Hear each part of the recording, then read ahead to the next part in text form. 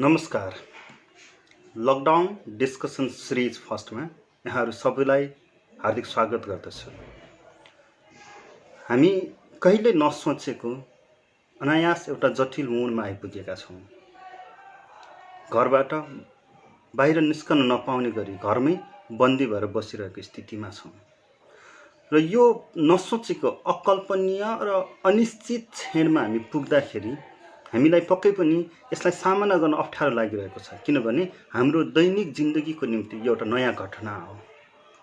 नयाँ घटनाहरूलाई मान्छेले कसरी कोप गर्छ, समाजले कसरी त्यसलाई कोप गर्छ, सामना गर्छ र राष्ट्रले त्यसलाई कसरी सामना गर्छ, हामी यस विषयमा छलफल गरौँ भन्ने उद्देश्य हो। मैले यो डिस्कसन सिरिज सोच्नुको कारण भनेको हामी अरू बेलामा सामान्यतया भेटघाट भइराख्थ्यौँ। हामी साथीहरू भेटघाट हुन्थ्यौँ, छलफल हुन्थ्यौँ अनेक विषयहरूमा र ती भेटघाट हुने हाम्रा पब्लिक स्पेसहरू थिए। अहिले त्यो पब्लिक स्पेस छैन। हामी पब्लिक स्पेसमा छैनौँ। हामी पब्लिक स्पेस गुमाएर हामी घरभित्र बन्दी बनिरहेका छौँ। तर प्रविधिको सहायताले हामी पब्लिक स्फेयर क्रिएट गर्न सक्छौँ। कसरी हामी पब्लिक स्फेयर क्रिएट गर्न सकौँला भनेर सोच्दा सोच्दै मैले यो फेसबुक लाइभको कन्सेप्ट सोचेँ। योभन्दा उन्नत प्रविधिहरू पनि होलान् जोसँग मेरो पहुँच या मेरो ज्ञान, मेरो जानकारी त्यहाँसम्म नहोला। तर अहिले मेरो जानकारीमा भएसम्म, मेरो पहुँचमा भएसम्म मैले यो फेसबुक लाइभको सहायता लिन खोजेँ। मलाई आशा छ तपाईहरू धेरैजना यसमा सहभागी हुनेछ, कमेन्ट्स मार्फत सहभागी हुनुहुनेछ। यो डिस्कसन सिरिजको मुख्य सोच मैले केही ढाँचा बनाइरहेको छु र मेरो सोच चाहिँ के रहेको छ भने हामी मूलतः अर्थराजनीतिक र सामाजिक विषयहरूमा छलफल गरौँ र यो वर्तमान परिवेशलाई, अहिलेको परिघटनाहरूलाई लिएर हामीले भोगिरहेको विपत्ति, सिङ्गो संसारले, सिङ्गो मानव जातिले भोगिरहेको विपत्तिको कारक चाहिँ प्राकृतिक हो, तर यसका असरहरू चाहिँ सामाजिक र अर्थराजनीतिक हुन्छन्। जब असरहरू सामाजिक र अर्थराजनीतिक हुन्छन् भने त्यसलाई सामना गर्ने तरिकाहरू पनि, सामना गर्ने शैली पनि अर्थराजनीतिक हुन्छ। त्यसलाई सामना गर्ने शैली पनि प्राकृतिक नभएर सामाजिक नै हुन्छ। त्यसैले कसरी हामीले, हाम्रो राष्ट्रले कसरी सामना गरिरहेको छ, गर्न सक्छ, कमी के भयो भनेर अहिले हामी विश्लेषण गर्ने हो। र अहिलेको लागि मात्र होइन, यो विपत्ति एक दिन सकिनेछ, एक दिन लकडाउन सकिनेछ, हामी फेरि सडकमा आउनेछौँ, हामी बाहिर जानेछौँ, हामी रमाउनेछौँ, त्यो दिन पक्कै आउनेछ। तर त्यस पछाडिको संसार उस्तै रहने छैन। कोभिड-19ले सिर्जना गरेको यो विपत्ति पछिको संसार चाहिँ यस्तो रहने छैन। त्यसपछिका दिनहरू के हुनेछन्, त्यसपछिको समाज के हुनेछ, त्यसपछिको अर्थराजनीति के हुनेछ, राज्य कस्ता हुनेछन्, संसार कता जानेछ, किनभने यसले सिर्जना गरेका अर्थराजनीतिक प्रभावहरूको श्रृङ्खला कैयौँ लामो हुँदै जाने सङ्केत हामीले देखिसकेका छौँ। म यही विषयमा नै छलफल गर्न खोजिरहेको छु। आज हामी घरभित्र बन्दी भइरहेका छौँ। हामीसँग प्रशस्त फुर्सद जस्तो भएको छ। कतिपय हामीलाई यो अनिश्चित भ्याकेसन पाए जस्तो खुसी पनि लागिरहेको छ। तर हामी घरभित्र आनन्दले बसिराख्दाखेरि, हामी फुर्सद मानिराख्दाखेरि मानव जातिकै एउटा वर्ग, एउटा क्षेत्र भने रात दिन क्रियाशील छ। अस्पतालमा स्वास्थ्यकर्मीहरू क्रियाशील छन्, ल्याबमा वैज्ञानिकहरू क्रियाशील छन्। उनीहरू सुतेका छैनन्, उनीहरू थाकेका छैनन्। कसको निम्ति? सिङ्गो मानव जातिको निम्ति। उनीहरू अस्पतालमा लडिरहेका छन् भने, उनीहरू प्रयोगशालामा लडिरहेका छन् भने हामी किन घरमा बसेर भोलिका दिनहरूबारे विमर्श नगर्ने? हामी किन घरभित्रै बसेर सामाजिक अर्थराजनीतिक क्षेत्रहरूबारे चिन्तन मनन नगर्ने? त्यसैले आउनुहोस्, यो अर्थराजनीतिक सामाजिक चिन्तनको निम्ति म यहाँहरूलाई फेरि हार्दिक स्वागत गर्छु र विषयतर्फ लाग्छु। यो डिस्कसनको लागि मैले एउटा ढाँचा बनाएको छु। म कुनै पुस्तक वा लेखहरूलाई आधार लिनेछु। पुस्तक वा लेखहरूलाई सन्दर्भमा राखेर सामयिक विषयहरूमाथि हामी छलफल गर्नेछौँ, सामयिक प्रश्नहरूबारे छलफल गर्नेछौँ। र यो पहिलो श्रृङ्खलाको निम्ति मैले एउटा पुस्तक लिएर आएको छु। यो पुस्तक, यो मैले मोबाइलबाट खिचिरहेको भएर तपाईँहरूलाई यो अक्षर उल्टो आइरहेको हुनसक्छ। यो ज्यारेड डायमन्डले लेख्नुभएको upheaval, how nation cope with crisis and changes, कसरी राष्ट्रहरूले सङ्कटहरूलाई सामना गरे र तिनीहरूमा परिवर्तन आए। यो मूलतः इतिहाससँग जोडिएको हो। यसमा केही देशहरू, 8-9वटा देशहरूले भोगेका, पछिल्लो शताब्दीमा भोगेका, 20औं शताब्दीमा भोगेका विशेष गरेर राजनीतिक सङ्कटहरूमा यो केन्द्रित छ। त्यो राजनीतिक सङ्कटहरूलाई ती देशहरूले कसरी भोगे, कसरी सामना गरे र त्यसले तिनीहरूमा के परिवर्तन ल्यायो भन्नेमा यो किताब केन्द्रित छ। यो किताबले उठाइरहेको विषय सङ्कटसँगको सामना गर्ने तरिका, म त्यसमा जान खोजिरहेको। किताब निकै मोटो छ र यसका विभिन्न विषयहरू चाहिँ पूर्णतया राजनीतिक इतिहाससँग जोडिँदै आएको छ। म त्यो राजनीतिक इतिहासतर्फ जान चाहन्न। म यतिमा मात्रै यहाँ उठाउन खोजिरहेको यो किताबले सार खिचिरहेको समस्याको, क्राइसिसको सामना कसरी हुन्छ, सङ्कटको सामना कसरी गरिन्छ, कस्तो राष्ट्रले सामना कसरी गर्यो र त्यसबाट के निष्कर्ष निकाल्ने, के पाठ सिक्ने, यसमा हामी केन्द्रित हौँ। मुख्यतया पाठ के सिक्ने भन्ने। यसको इन्ट्रोडक्टरी च्याप्टरमा नै जारेड डायमन्डले के विषयहरू उठान गर्छन्। बडा रोचक कुरा के छ भने इन्ट्रोडक्सनमा उनले सुरुमा सङ्कटलाई व्याख्या गर्छन्। सङ्कट भन्ने शब्द के भनेर व्याख्या गर्छन् र त्यो सङ्कट भन्ने शब्दलाई व्यक्तिगत लेभलबाट, व्यक्तिगत तहबाट ल्याउँछन्। उनले आफ्ना एकदमै पर्सनल अनुभवहरूबाट सुरु गर्छन्, एकदमै निजात्मक अनुभूतिहरूका कुरा गर्छन्, आफ्नो जिन्दगीमा आएका क्राइसिसको कुरा गर्छन् र त्यो क्राइसिसमा कसरी सामना गरेँ। म मेरो श्रीमतीसँग डिभोर्स भयो, त्यो डिभोर्सको त्यो ट्रेजेडिक पिरियडलाई म कसरी सामना गरेँ। व्यक्तिले आफूले व्यक्तिगत जीवनमा भोग्ने सङ्कटहरूलाई सामना गर्ने उपायहरू र सामना गर्ने मनोवैज्ञानिक उपायहरूलाई लिएर उनी राज्यसँग तुलना गर्छन्। कुनै पनि राष्ट्रले चाहिँ कसरी गर्दो रहेछ त, राष्ट्रले कसरी कोप गर्दो रहेछ, राष्ट्रले कसरी सामना गर्दो रहेछ। र त्यसपछि उनले त्यो दुईवटालाई, व्यक्तिले र राष्ट्रले सामना गर्ने तरिकाहरू, त्यसबाट लिने पाठहरू र त्यसबाट हुने सुधारहरू, त्यसबाट लिने शिक्षाहरूलाई लिएर के बुँदाहरू बनाएका छन्। मुख्यतया 1 दर्जन बुँदा बनाएका छन्। म त्यो 1 दर्जन बुँदाहरूको उल्लेख गर्छु र केही बुँदाहरूमाथि हामी अझै बढी छलफल गरौँ। म सर्वसुरुमा यी बुँदाहरू पढ्छु। जारेड डायमन्डले 8वटा देशहरूले 20औं शताब्दीमा भोगेका राजनीतिक सङ्कटहरूलाई सामना गर्नबाट सिकेका पाठहरूबारेका यी बुँदाहरू, जसले अहिलेका हाम्रो सङ्कटलाई बुझ्नको निम्ति, यसलाई सामना गर्नको निम्ति र यस पछाडि आउने अर्थ राजनीतिक परिणामहरूलाई भोग्नको निम्ति तयार राख्नेछ भन्ने मेरो अनुमान हो। जारेड डायमन्ड के भन्छन् भने सबैभन्दा पहिलो कुरा भनेको चाहिँ acknowledgement that one is in crisis. Acknowledgement that one is in a crisis. कुनै पनि यो व्यक्तिको तहमा जाने हो भने पनि कुनै पनि व्यक्तिले सबभन्दा सुरुमा म सङ्कटमा छु है, मलाई विपत्ति परेको छ है भन्ने कुराको बोध गर्नु, त्यसलाई स्वीकार गर्नु। यही कुरा राष्ट्रको तहमा पनि हुन्छ। कुनै पनि राज्यले या कुनै पनि समाजले सङ्कटलाई सामना गर्नको निम्ति सबैभन्दा प्रस्तावना भनेको, पहिलो बिन्दु भनेको उसले म सङ्कटमा छु भन्ने कुरा स्वीकार गर्नु। त्यो राज्यले हाम्रो राज्य सङ्कटमा छ भन्ने स्वीकार गर्नु हो। त्यो समुदायले हाम्रो समुदाय सङ्कटमा छ भनेर सुरु गर्नु। अब यही कुरा हामीले अहिलेको वर्तमान परिदृश्यहरूमा हेरौँ। सङ्कट सुरु भयो चीनबाट, तर चीनले सुरुमा नै त्यसलाई स्वीकारेन। सुरुमा जानकारी दिने वैज्ञानिकलाई, डक्टरलाई उनीहरूले त दबाउने कोसिस पनि गरे। त्यस कारणले गर्दाखेरि अलि धेरै विपत्ति भोग्नु पर्यो कि भनेर अहिले अनुमान गरिन्छ।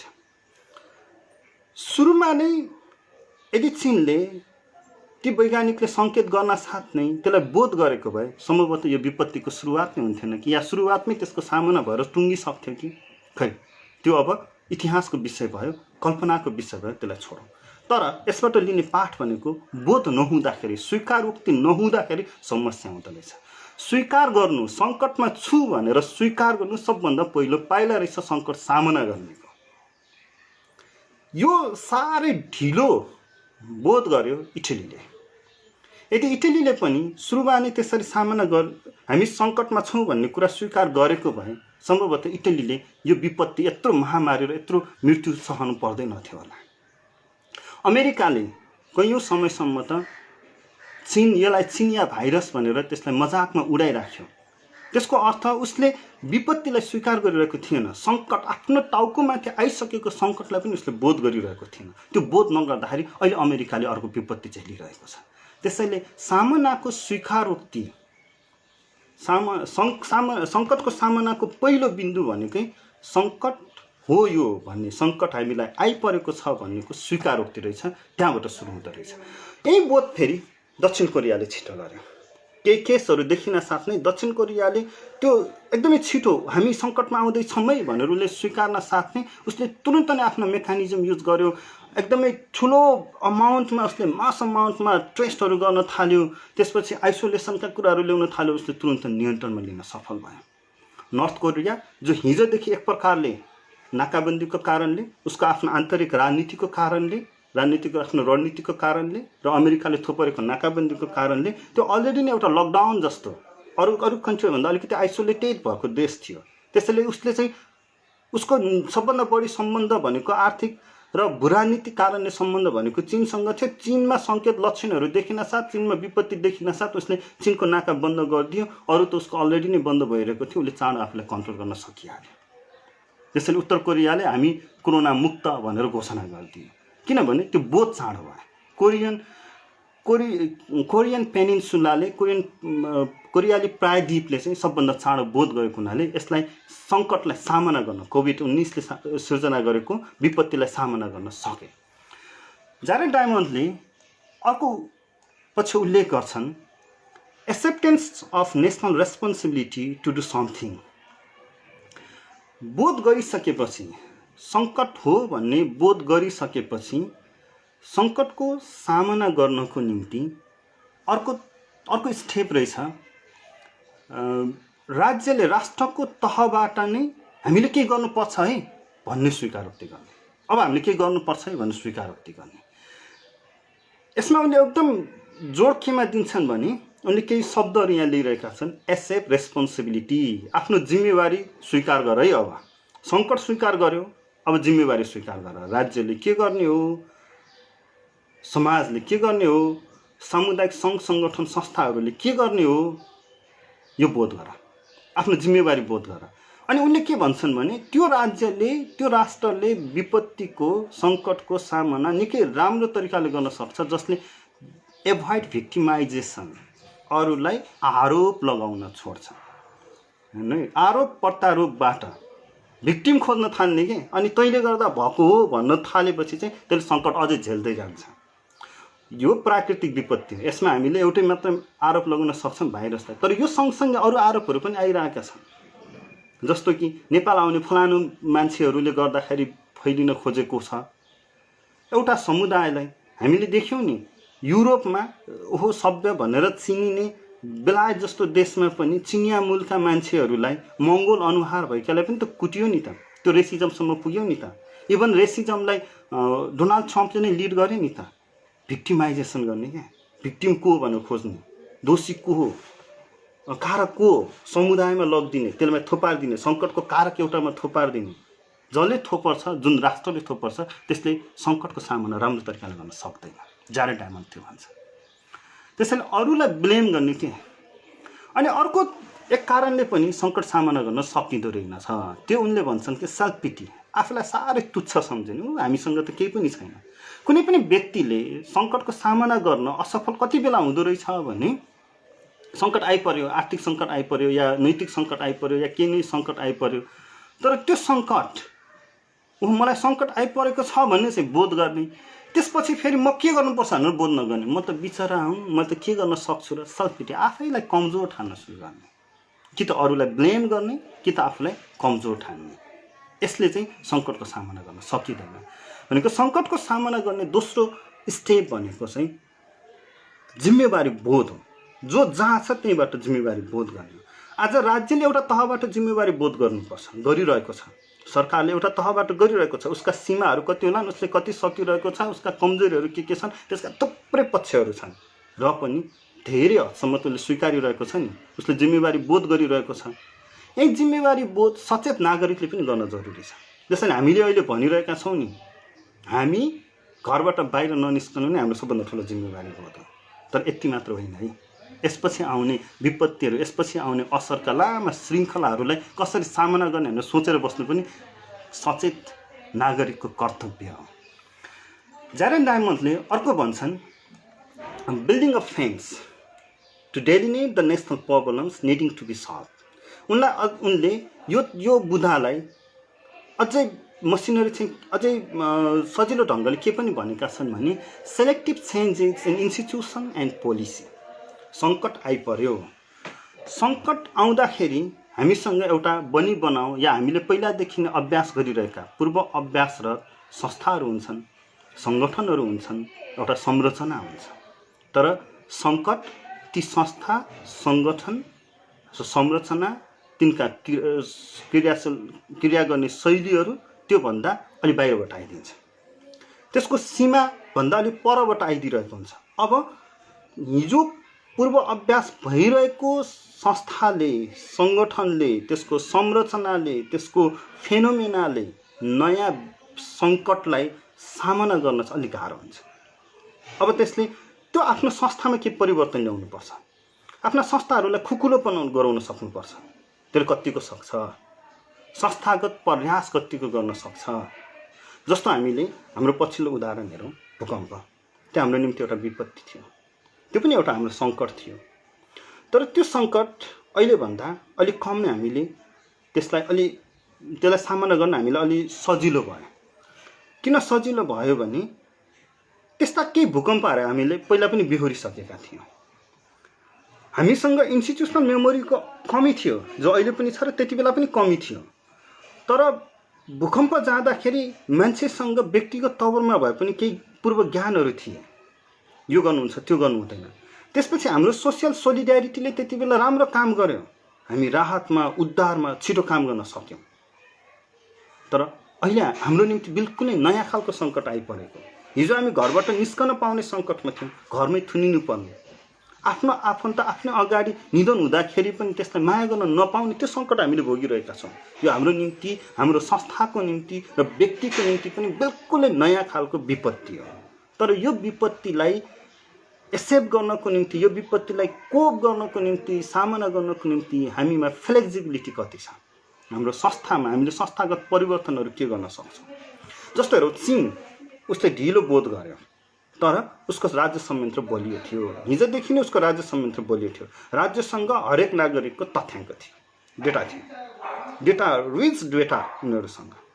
सर्भिलेन्स सिस्टम त्यति नै राम्रो, जसको कारणले गर्दाखेरि उसले तुरुन्त नै त्यो आफ्नो पहिला अरू तरिकाले बनाइरहेको मेकानिजम, अरू कारणले बनाइरहेको मेकानिजम, त्यो सेक्युरिटीको निम्ति हुनसक्छ, नेसनल सेक्युरिटीको निम्ति हुनसक्छ, त्यो मेकानिजमलाई उसले तुरुन्त नै प्रयोग गरिहाल्यो र कोभिड-19ले सिर्जना गरेको विपत्ति सामना गर्न सफल भयो। भनेको एउटा चाहिँ पूर्व स्थापित संस्था संरचनाहरूलाई कति हामीले युज गर्न सक्छौँ भन्ने कुरा चाहिँ त्यसले एउटा ठुलो भूमिका खेल्दो रहेछ। जानी डायमन्डले अर्को चौथो भन्छन्, getting material and financial help from other nation. कुनै एउटा राष्ट्रले सङ्कटको सामना गर्नको निम्ति अरू छिमेकी देशहरूबाट, मित्र राष्ट्रहरूबाट भौतिक, आर्थिक, वित्तीय सहयोगहरू प्राप्त गर्ने। भूकम्पको बेलामा हामीसँग धेरै औजार थिएन, ठुला ठुला छतहरू खसेका थिए, मान्छेहरू त्यसले च्यापिएका थिए, त्यो छत काट्ने यन्त्र हामीसँग थिएन। तर एकदमै छिटो विभिन्न देशबाट त्यस्तो प्रविधि आयो, जमिन मुनिको एक्सरे गर्न सक्ने प्रविधि लिएर आयो। त्यसले हामीलाई त्यो भूकम्पको सङ्कट सामना गर्न सजिलो गराएको थियो। अब अहिले हाम्रो निम्ति एउटै च्यालेन्ज ग्लोबलाइजेसन, र ग्लोबलाइजेसनले क्रिएट गरेको हाइली कनेक्टिभिटी। यो कनेक्टिभिटी हाम्रो निम्ति एउटा च्यालेन्ज बन्यो, सिङ्गो संसारको निम्ति यो कनेक्टिभिटी एउटा च्यालेन्ज बन्यो। किनभने यही कनेक्टिभिटीको कारणले गर्दाखेरि कोभिड-19 एकदमै द्रुत गतिमा फैलियो। तर यही ग्लोबलाइजेसन अथवा यही कनेक्टिभिटीको अर्को सकारात्मक पक्ष, अहिले भर्खरै कुनै ठाउँमा भ्याक्सिन पत्ता लाग्यो भने भ्याक्सिन पनि यत्तिकै ऱ्यापिड स्पिडमा जान सक्छ। हेर्नुहोस् है, स्वास्थ्यको क्षेत्रमा सबैभन्दा ठुलो कुरा भनेको सूचना हो। जस्तो पखाला लाग्यो, कुनै बेलामा नेपालमा झाडा पखाला एउटा ठुलो सरुवा रोग थियो, हैजा एउटा ठुलो सरुवा रोग थियो। झाडा पखाला या हैजालाई सामना गर्ने सबैभन्दा सजिलो तरिका जीवनजलको प्रयोग गर्ने हो, डिहाइड्रेसन हुन नदिने हो। त्यो जीवनजलले प्रयोग हुन बचाउन सकिन्छ। जीवनजल छैन भने नुन, चिनीको घोलले सकिन्छ। यो हामी निम्ति सबैभन्दा सजिलो, अहिले सबैलाई थाहा भएको जानकारी हो। तर यो जानकारी, यो सूचना फैलिनलाई निकै समय लागेको थियो। हामीले यसको इतिहास पल्टाएर हेऱ्यौँ भने सामान्य कुरा, एउटा 1 लिटरको भाँडो, एउटा डेक्चीमा पानी तताउने, त्यो उमालेको पानी सेलाउन दिने, त्यसमा 1 चिम्टी नुन राख्ने, 6 चिम्टी चिनी राख्ने, त्यसलाई घोल्नेर बिरामीलाई त्यो खुवाउने। यो सानो सूचना फैलिनको निम्ति नेपालका गाउँ गाउँमा विशेष गरेर दक्षिण एसियाली गाउँ गाउँमा यो सामान्य सूचना फैलिनको निम्ति लगभग 6 वर्ष लागेको थियो। के को कारणले? कनेक्टिभिटीको अभावको कारणले, सूचनाका प्रविधिहरूको अभावको कारणले। तर अहिले हामीले कति छिटो कोभिड-19 को संरचना बुझिसक्यौँ, कोभिड-19 क्रिएट गर्ने SARS-CoV-2 भाइरसको संरचना बुझिसक्यौँ, त्यो साबुन पानीले मर्न सक्छ भनेर बुझिसक्यौँ। केले दियो? यो कनेक्टिभिटीले दियो। त्यसैले कुनै पनि कुराको राम्रो र नराम्रो पक्ष विपक्ष दुईटै पार्ट हुँदो रहेछ भन्ने हामीले बुझिरहेका छौँ। यसलाई हामीले जारेन डायमन्डले भनेको getting material and financial help from other nation, जस्तो कि अमेरिकालाई चाइनाले अहिले सहयोग गरिरहेको छ। अहिले चीनको ज्ञान अरू देशहरूमा फैलिन पाइरहेको छ। यो एउटा राष्ट्रले भोगिरहेको विपत्तिलाई अर्को राष्ट्रको सहयोगले कोप गर्न सकिन्छ भन्ने। जारेन डायमन्डले अर्को भन्छन्, उनको 5औं बुँदा छ using other nations as model of how to solve the problems. कुनै सङ्कट, त्यस्तै खालको सङ्कट अर्को राष्ट्रले भोगिसकेको छ भने त्यसले सामना गर्दा अपनाएका तरिकाहरू अरू देशहरूले पनि अपनाउन सक्छ। हामीले अहिले गरिरहेको त्यही त हो नि। हामीलाई लकडाउन भन्ने थाहा थियो र? यो बन्दाबन्दी भन्ने थाहा थियो र? हामीले त पोलिटिकल्ली स्ट्राइकहरू मात्र थाहा थियो हो। हामीले हिजो 19 दिने आन्दोलन भोगेका थियौँ, तर सबै मान्छे घरमा बसेर होइन, सबै मान्छे घरबाट बाहिर निस्केर। र त्यति बेला पनि दैनिक रूपमा आइपर्ने कठिनाइहरूलाई सामना गर्ने हाम्रो आफ्ना मेकानिजमहरू थिए। हाम्रो सोसल सोलिडारिटीले काम गरेको थियो। खानै नपाएको मान्छेहरू, दैनिक ज्यालादारी गर्ने मान्छेहरूलाई पनि भण्डारा लगाएर हुन्छ कि राहत पुर्याएर हुन्छ कि अथवा पोलिटिकल पार्टी त्यसमा एक्सेस बढाएर हुन्छ कि त्यहाँ सहयोग गरिरहेको थियो। तर अहिले हाम्रो निम्ति यो नयाँ भयो। तर हामीले के सिक्यौँ भने यो सङ्कटलाई सामना गर्न हाम्रो सबभन्दा राम्रो उपाय भनेको चीनले गरेको जस्तै लकडाउन हुन्छ। त्यो हामीले चीनबाट सिकेको। संसारले अहिले जे लकडाउन सिकिरहेको छ त्यो चीनबाट सिकिरहेको हो। त्यसैले अरू देशहरूका उदाहरणहरू पनि काफी हुँदो रहेछ। अर्को नेसनल आइडेन्टिटी, यसमा हामी अहिले धेरै छलफल गर्नुपर्छ भन्ने लाग्दैन। राष्ट्रले विशेष गरेर यो राजनीतिक सङ्कटलाई लिएर भनिरहेका छन्। एउटा राष्ट्रिय नेसनल आइडेन्टिटीले सिर्जना गर्ने भनेको फेरि नेसनल सोलिडारिटी हो। त्यो नेसनल सोलिडारिटीको पर्सपेक्टिभबाट जारेन डायमन्डले नेसनल आइडेन्टिटी भन्छन्। उनको अर्को बुँदा छ अनेस्ट नेसनल सेल्फ एप्राइजल। एकदमै इमान्दार भएर कुनै पनि राष्ट्रले आत्ममूल्याङ्कन गर्ने, सङ्कट सामना गर्न हामीसँग के छ भनेर कुनै पनि राष्ट्रले आत्ममूल्याङ्कन गरेपछि सङ्कट सामना गर्न सुरु हुन्छ। हामीसँग पूर्व स्थापित संरचना के छ, हामीसँग के भौतिक, आर्थिक, राजनीतिक, सामाजिक उपायहरू छन्, हाम्रा सीमाहरू के हुन्, त्यसलाई स्वीकार गर्ने, त्यसको मूल्याङ्कन गर्न। यो मूल्याङ्कन गर्नको निम्ति तथ्य चाहिन्छ, तथ्याङ्कहरू चाहिन्छ। तथ्याङ्कहरूको अभावको कारणले गर्दाखेरि अहिले हामीले राम्ररी मूल्याङ्कन गर्न नसकेको। हाम्रो सरकारलाई एकैचोटि धेरै समस्याहरू आइपर्यो, सोच्नै नसक्ने। लकडाउन भनिदिन साथ यस्तो यस्तो होला भनेर अनुमानै गर्न सकिरहेको थिएन। धेरै मान्छेहरूले भने नि एससीको अघिल्लो दिन किन एससी स्थगित गरेको? एससी स्थगित गर्ने निर्णय 2 घण्टाको फरकमा गरेको छ। 2 घण्टा अगाडि एउटा खालको निर्णय गरेको छ, हामी हेल्प डेस्क राखेर भए पनि इक्जाम गर्छौँ भनेको छ। तर 2 घण्टा पछाडि फेरि त्यसलाई फिर्ता लिएर चाहिँ एससी खारेज गरेको छ, एक्जामिनेसन खारेज गरेको छ। किनभने सेल्फ एप्राइजलको कमी भयो। सेल्फ एप्राइजलको कमी किन भयो? किनभने हामीसँग त्यो तथ्याङ्क नै थिएन, हामीसँग त्यो डेटा नै थिएन। लकडाउन गर्दिन साथ सिमानामा विपत्तिहरू सुरु हुन्छ नै, मान्छे फर्किन खोज्छ है, त्यसलाई हामीले सामना गर्न सक्नुपर्छ है, यो हामीले सोचेकै थिएन। तर राज्यको तहबाट सोच्ने भनेको त त्यहाँसम्मको त हामीले पूर्व अनुमान गर्न सक्नु पर्थ्यो नि। किन गर्न सकेनौँ? किनभने सेल्फ एप्राइजलको कमी भयो। सेल्फ एप्राइजलको कमी किन भयो? किनभने हाम्रा नागरिकहरू इन्डियामा कति छ भन्ने कुरा हामीलाई थाहा छैन, कहाँबाट आउन सक्छन् भन्ने कुरा थाहा छैन, अथवा भारतमा बस्ने हाम्रा नागरिकहरूको आर्थिक स्थिति के हो भन्ने कुरा थाहा छैन।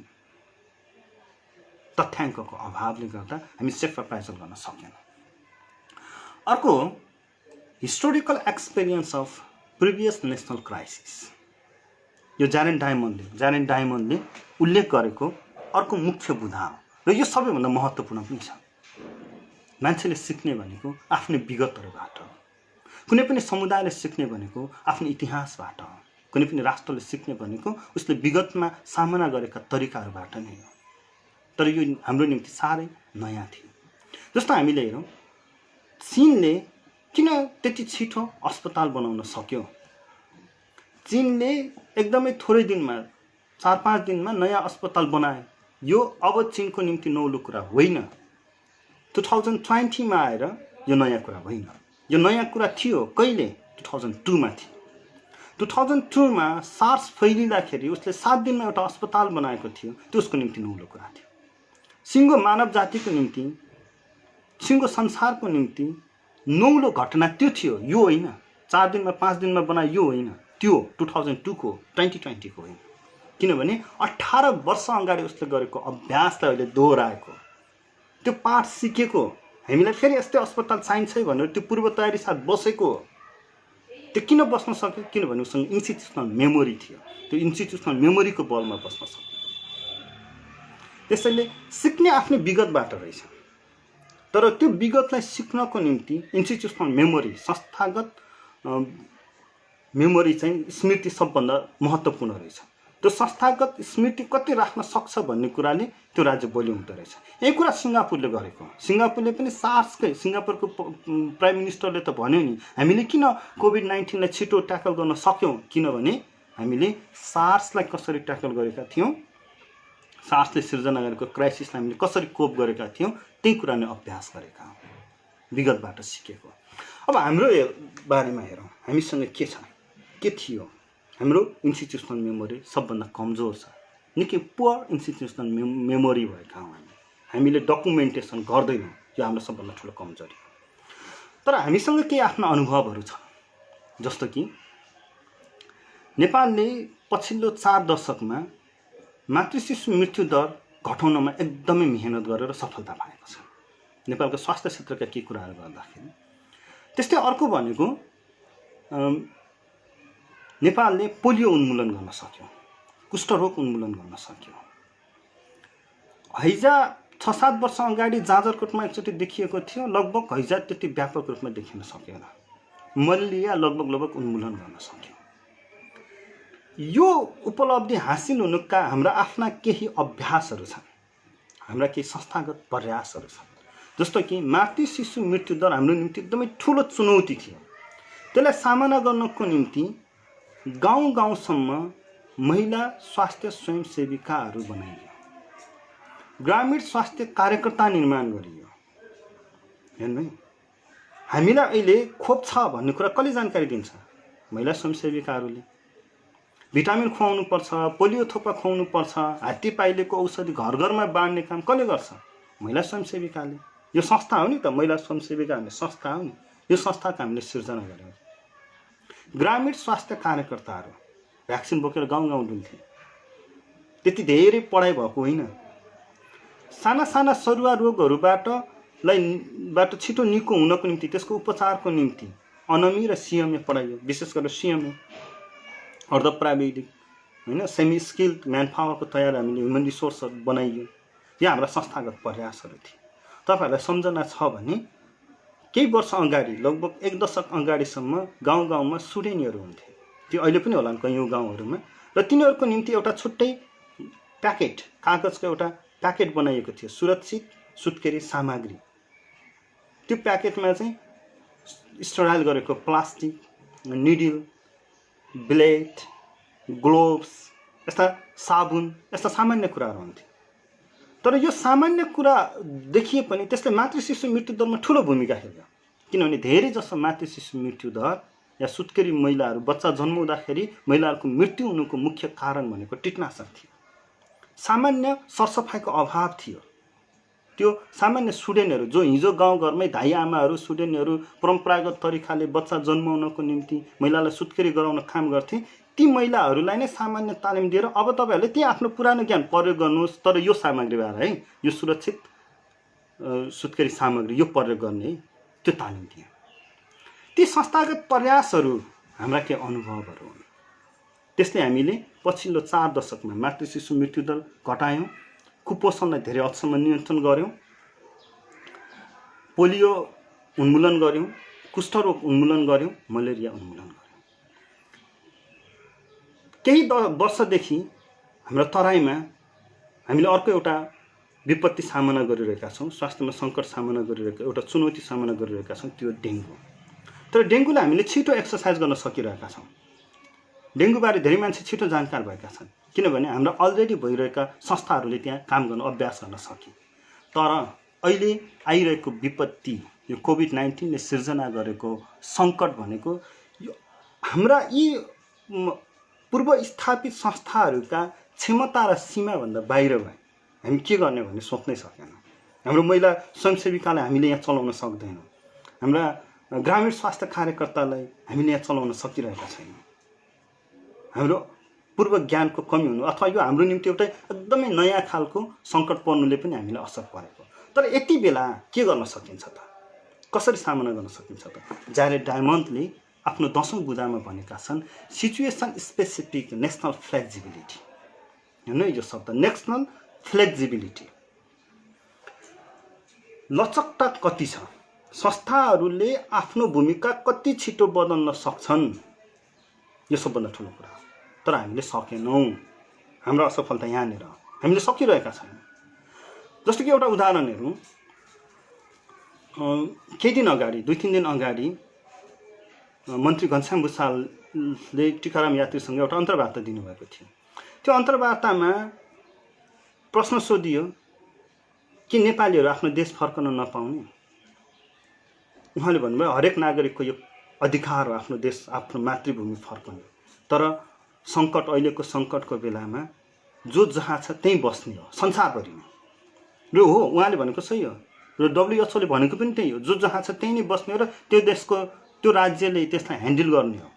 हाम्रो देशमा भएका पर्यटकहरूलाई त हामीले पाल्यौँ नि त, हामीले ठाउँ दिइरहेछौँ नि त। नेपालीहरूको पवित्र मनले कैयौँ निःशुल्क रूपमा खाना खुवाइरहेका छन्। तर हाम्रा नागरिकहरूलाई चाहिँ भारतले किन त्यस्तो गरेन? किन अस्ट्रेलियाले हाम्रा विद्यार्थीहरूलाई जा घर भनिरहेको छ? किनभने हाम्रा राजदूतावासहरूले काम गर्न सकेन। हाम्रा राजदूतावासहरूले पहिलादेखि नै भइरहेको आफ्ना जति पनि एक्सर्साइज छ त्योभन्दा अलिकति फ्लेक्जिबल भएर काम गर्न सकेन। फ्लेक्जिबिलिटीको, लचकताको अभाव भयो। अब अर्को हाम्रो चुनौती भनेको मान्छे बिरामी भयो, उसलाई आइसोलेसनमा लगेर राखिएको छ। हेर्नु, यो निकै ठुलो चुनौती हो। हामीले निकै कम भोगेका छौँ। आशा गरौँ धेरैजना मान्छे बिरामी नहुन्, सङ्क्रमित नहुन्। तर सङ्क्रमणको गति बढ्यो भने चाहिँ धेरैले भोग्ने फेरि यही हो, आइसोलेसनमा बस्ने। आइसोलेसनमा बसेपछि ऊ भौतिक रूपमा आफ्नो आफन्तसँग, आफ्नो प्रियजनहरूसँगबाट टाढा हुन्छ। कुनै पनि बिरामी निको हुनको निम्ति आत्मबल चाहिन्छ। कोभिड-19सँग लड्नको निम्ति त सबभन्दा ठुलो आत्मबलभन्दा अर्को होइन, किनभने आफ्नो प्रतिरक्षा प्रणालीले नै जित्ने। अलिअलि मेडिकल साइन्सको कुरा गरौँ भने, न्युरोकेमिकल्सको कुरा गरौँ भने अक्सिटोसिन भन्ने हर्मोनले, त्यो न्युरोकेमिकल्सले मान्छेको इम्युन सिस्टम बढाउनलाई धेरै मद्दत गर्छ। त्यो अक्सिटोसिन भनेको चाहिँ प्रेमको अनुभूति गराउने न्युरोकेमिकल हो, जो चाहिँ आफन्तहरूको, आफ्नो प्रियजनहरूको निकटताले सिर्जना हुन्छ। त्यही कुराको अभाव भइदिन्छ आइसोलेसनमा। अब के गर्ने? हाम्रो हिजो भइरहेका सामाजिक संस्थाहरू अहिले अभ्यास गर्न सकिरहेका छैनन्। मान्छे मर्यो, हाम्रा गुठीहरूले लास उठाउँथे, छरछिमेकीहरूले लास उठाउँथे, क्लबहरूले लास उठाउँथे। अब उठाउन नसक्ने भए। मान्छे बिरामी पर्यो, आफन्तहरू भेट्न जान्थे, फलफुल हर्लिक्स लिएर भेट्न जान्थे, अब नजाने भयो। त्यो बिरामी मान्छे जसलाई सबभन्दा बढी माया, साथ, सहयोग चाहिने हो, ऊ सबभन्दा आफ्नो प्रियजन, आफन्तहरू, छरछिमेकीबाट आइसोलेटेड भएर बसेको परिरहेको छ।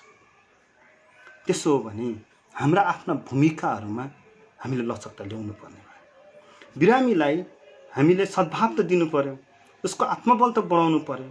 त्यसो हो भने हामीले कुनै अर्को मेकानिजम बनाउनु पर्यो, जसले गर्दाखेरि बिरामी आइसोलेटेड भइराख्दाखेरि पनि उसलाई मेरा प्रियजनहरू मसँग छ भन्ने कुरा बोध भओस् के हो। यहाँनिर चाहिने हो सङ्गठनहरूको, पूर्व स्थापित सामाजिक संस्थाहरूका भूमिका, त्यसको भूमिकामा लचकता यहाँनिर चाहियो। म फेरि यहाँनिर दोहोऱ्याउँछु, 2वटा कुरामा हामीले लचकता चाहिएको रहेछ। हाम्रा विदेशमा भएका नागरिकहरूलाई त्यही देशहरूले, त्यही राज्यले नै पाल्देऊ, यो सङ्कट सामना गर्न तिमीले सहयोग चाहिन्छ भन्नको निम्ति राजनीतिक तहबाट राज्यका इकाइहरू, राज्यको अङ्ग, राजदूतावास, हाम्रा कूटनीतिक नियोगहरूले काम गर्ने हो। तिनीहरूले त्यहाँ डिलिङ गर्ने हो। अस्ट्रेलियाले हाम्रा विद्यार्थीलाई घर जाऊ भन्दा लिएर दिन हामीले प्लेन पठाउने होइन, तिमीले पाल्ने तिम्रो कर्तव्य हो। तिम्रो नेसनल इन्कममा हाम्रा विद्यार्थीहरूले हिजोदेखि तिरिरहेका छन्, आज तिमीले तिर्ने हो। यो तिम्रो भूमिका हो। यो मानव जातिले भोगिरहेको सङ्कट सामना गर्न तिमीले पनि गर्नुपर्छ के लगानी, तिम्रो पनि योगदान चाहिन्छ भनेर हाम्रो राज्यको तर्फबाट बोल्ने हो। भारतबाट आउने नागरिकहरूलाई तिमीहरू भोकै आउनु पर्दैन, तिमीहरूलाई भारतको राज्यले सहयोग गर्छ। नेपालमा भएका भारतीय नागरिकलाई हामीले सहयोग गर्छौँ। यसरी मानव राष्ट्र बीचको सोलिडारिटीलाई बढाउनको निम्ति हाम्रो राजनीतिक संस्थाहरूले काम गर्नुपर्छ। त्यसमा उनीहरूले आफ्नो भूमिकामा लचकता ल्याउनुपर्छ। अर्कोतर्फ बिरामीहरूलाई सद्भाव, माया र प्रियजनहरूसँगै छन् है भन्नको बोध गराउनको निम्ति व्यक्तिगत तहबाट, परिवारको तहबाट र सामुदायिक सङ्गठनहरूले आफ्नो भूमिकामा लचकता ल्याउन जरुरी छ। अब अन्तिममा दुईवटा एकैचोटि भन्नु। जारेन डायमन्ड्सले को बुदाहरूमध्ये 12वटा बुदाहरूमध्ये 11औं बुदा नेसनल कोर भ्यालु छ र 12औं बुदा चाहिँ फ्रिडम फ्रम जियोपोलिटिकल कन्स्ट्रेन्ट हो। जियोपोलिटिकल भू राजनीतिक सीमाहरूबाट बाहिर निस्कने, उनले यो राजनीतिक घटनाहरूलाई मुख्य लिएर भनेका हुन्। अहिले हामीले त्यसलाई ग्लोबलाइजेसनसँग जोड्न सक्छौँ। हुन्छ, अहिलेलाई हामीले जारेन डायमन्ड्सको 12वटा बुदाहरूलाई लिएर, म 12वटा बुदाहरूलाई होइन, त्यसका महत्त्वपूर्ण र आवश्यक बुदाहरूलाई लिएर वर्तमान सन्दर्भसँग रिलेट गरेर हेरेँ। मेरो त्यो प्रयास हो। मलाई आशा छ तपाईहरूले पनि मेरो यो प्रयासमा साथ दिनुहुनेछ। धेरै साथीहरूले यो लाइभ हेरिराख्नु भएको छ। तपाईहरूको कमेन्ट पनि आइरहेको छ। यो सबै कमेन्टहरूमा हामी फेरि भोलि डिस्कसन गरौँला। भोलि म फेरि अर्को कुनै लेख वा पुस्तक लिएर यस्तै अरू सामूहिक विषयहरूमा कोभिड-19ले सिर्जना गरेको सङ्कट सामना गर्ने, त्यो सङ्कटसँग जुझ्दाखेरि हाम्रा सामाजिक संस्थाहरूमा ल्याउनु पर्ने परिवर्तनहरू या हाम्रा सामाजिक संस्थाहरूका भूमिकाहरूबारे हामी केही थप छलफल गर्नेछौँ। र म जाँदै दुईवटा प्रश्न छलफलको निम्ति छोडेर जान चाहन्छु। तपाईँहरू पनि यसमा चिन्तन मनन गर्नुहोला र जसलाई हामीले भोलि गरिने यो अर्को सिरिजमा, लकडाउन डिस्कसन सिरिज 2 मा चाहिँ यसैलाई हामी निरन्तरता दिनेछौँ। दुईवटा विषयहरू मैले यहाँहरूमा छोड्न चाहन्छु। एउटा विषय हो, अघि नै आएर छलफल गरिरहेकै विषयहरूसँग जोडिएको हाम्रा सामाजिक संस्थाहरूका भूमिका अब के हुनु पर्ला। हाम्रो गुठी, क्लब, आमा समूह, टोल समितिहरू लगायतका या परिवार, किन्सित नातेदारी, यी सामाजिक संस्थाहरूको भूमिका के हुनुपर्छ? के यी सामाजिक संस्थाहरू अहिले किम कर्तव्य विमूढ भएका हुन्? के यी सामाजिक संस्थाहरू कमजोर भएकी हुन्? यिनीहरूको भूमिका, यो विपत्तिलाई सामना गर्नको निम्ति यिनीहरूको भूमिका के हुनुपर्छ भन्ने बारेमा तपाईँहरू पनि सोच्नुहोला, चिन्तन मनन गर्नुहोला। यसलाई हामीले जोड्नेछौँ। अर्को प्रश्न, अर्को विषय पनि यहाँनिर छोडिराखौँ। लोकतन्त्रका आधारभूत के मान्यताहरू हुन्छन्? पारदर्शिता, कानुनी शासन, यी कुराहरू के अहिलेको विपत्तिलाई सामना गर्ने बेलामा अर्थहीन भएका हुन् कि यिनीहरूको मूल्यहीन भएका हुन्? हामीले अहिले पारदर्शिता, जवाफदेहितालाई कतिको उठाउन सक्छौँ वा त्यो उठाउनु कतिको न्यायोचित हो? जस्तो कि बुटोलको अस्थायी कोरोना अस्पतालमा कोरोना सङ्क्रमितका आशंका गरिएका बाबुराम थापाको निधन भएर आजसम्म उहाँको शव परिवारले बुझेको छैन। तर धेरैजनाले त्यसको रिजल्ट चाहिँ नेगेटिभ आयो र कतिपय डाक्टरले त्यो कोरोना नै थियो भनेर पनि भनिरहेका छन्। खै त्यसमा हामी नजाउँ, तर त्यसले हामीलाई एउटा के प्रश्न छोड्यो। त्यसपछि सामाजिक सञ्जालहरूमा दुईटा बहस देखा परे। ती बहसहरू कतिपय ठाउँहरूमा चाहिँ असाध्य तितो रूपमा पनि देखा परे। के यो बेलामा अस्पतालले बाबुराम थापाको उपचारमा के प्रयासहरू गरेको थियो भन्ने कुरा सार्वजनिक गर त्यो विवरण, त्यो केस हिस्ट्री सार्वजनिक गर भनेर माग गर्नु उचित हो या होइन? के त्यो लोकतन्त्रको आधारभूत मान्यता पारदर्शिता र जवाबदेहिताभित्र पर्छ कि पर्दैन? वा अहिले त्यसरी माग गर्दाखेरि कतिपयले भनेअनुसार डाक्टरहरूको मनोबल गिर्ने हो कि, अस्पतालको मनोबल गिर्ने हो कि, त्यसमा रात दिन लागिरहेका त्यो समूह त्यसको मनोबल पो गिर्ने हो कि, या राज्यकै मनोबल गिर्ने हो कि, या आवश्यक हो कि? यो दुईवटा प्रश्न यहाँलाई छोडेँ। हाम्रा सामाजिक संस्थाहरू के कमजोर भएकै हुन्? तिनीहरूको अबको भूमिका के हुनु पर्ला? र लोकतन्त्रका आधारभूत मान्यता विशेष गरेर पारदर्शिता र जवाफदेहिता अहिले आवश्यक छ कि छैन? हस्, यतिसँगै म आजको मेरो यो live discussion, lockdown discussion series 1 लाई यहीँनिर नै विसर्जन गर्छु। भोलि फेरि हामी अर्को लेखसँगै अरू विषयहरूसँगै जोडिनेछौँ। यहाँहरूको साथ सहयोग कमेन्ट सेक्सनमा गएर यहाँहरूले उठाउनु भएको, मैले उठाएका केही विषयहरूमा यहाँहरूका तर्क टिप्पणीहरूको हार्दिक स्वागत गर्दै म बिदा चाहन्छु। हस्, नमस्ते।